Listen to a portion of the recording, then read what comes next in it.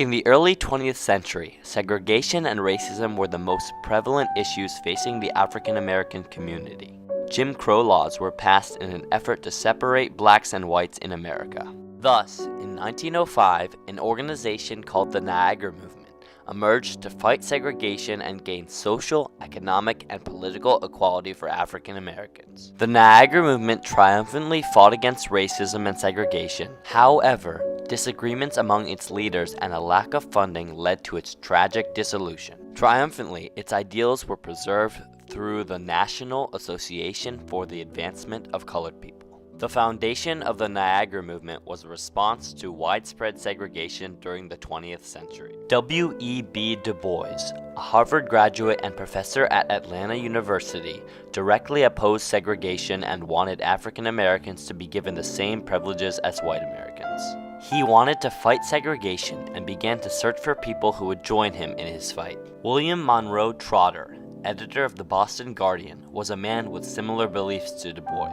Trotter hated segregation and wanted suffrage and social rights for all African Americans. Trotter and Du Bois connected over their similar ideologies and became the main leaders and organizers of the Niagara Movement. Du Bois sent letters to 59 friends and colleagues to establish the movement and find founding members. However, the main principles of the group were stated in the Niagara Movement's founding document, the Declaration of Principles. In July of 1905, Du Bois met with a few early members of the movement in Buffalo, New York, to write the Declaration of Principles. The document began with Du Bois mentioning the significant progress that had been made at the time in securing African American rights. However, the Niagara Movement wanted to continue to fight for their freedoms. At the same time, we believe that this class of American citizens should protest emphatically and continually against the curtailment of their political rights.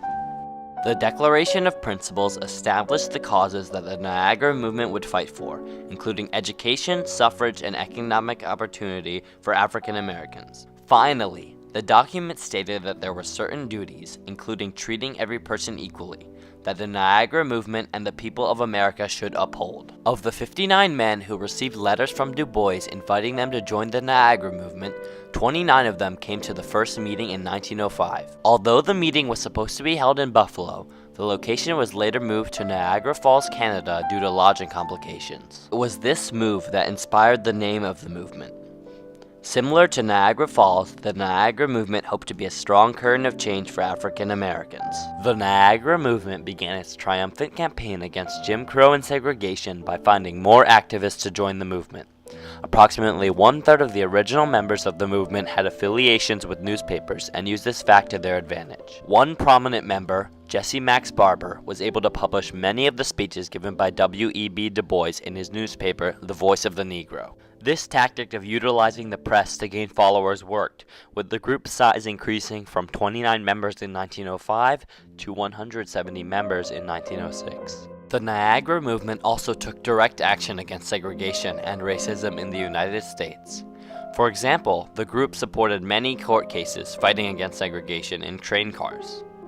Barbara Pope, a member of the Niagara Movement, was arrested for sitting in a whites-only train car, and with the help of the Niagara Movement, was able to win her court case. The group also protested against national instances of racism, such as the Atlanta riot of 1906, a large massacre of African Americans. Another action taken by the Niagara Movement was to encourage college students to fight segregation and join the Junior Niagara Movement.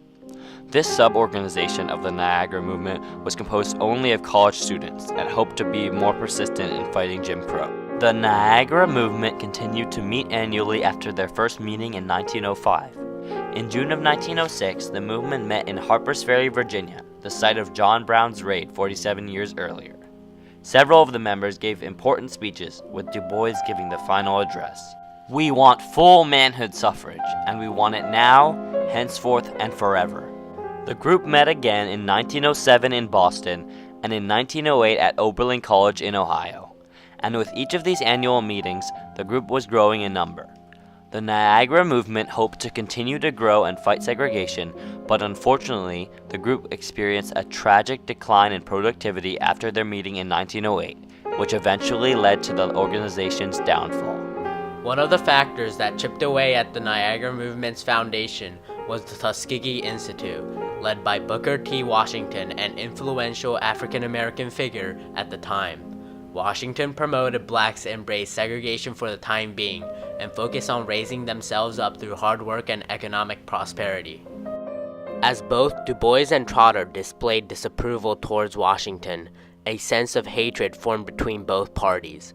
Washington decided to undermine the Niagara Movement in order to further his views for African American advancement at the time. Booker T. Washington began by sending undercover spies to meetings held by the Niagara Movement. This was possible due to Washington's exemplary reputation and large following of both blacks and whites.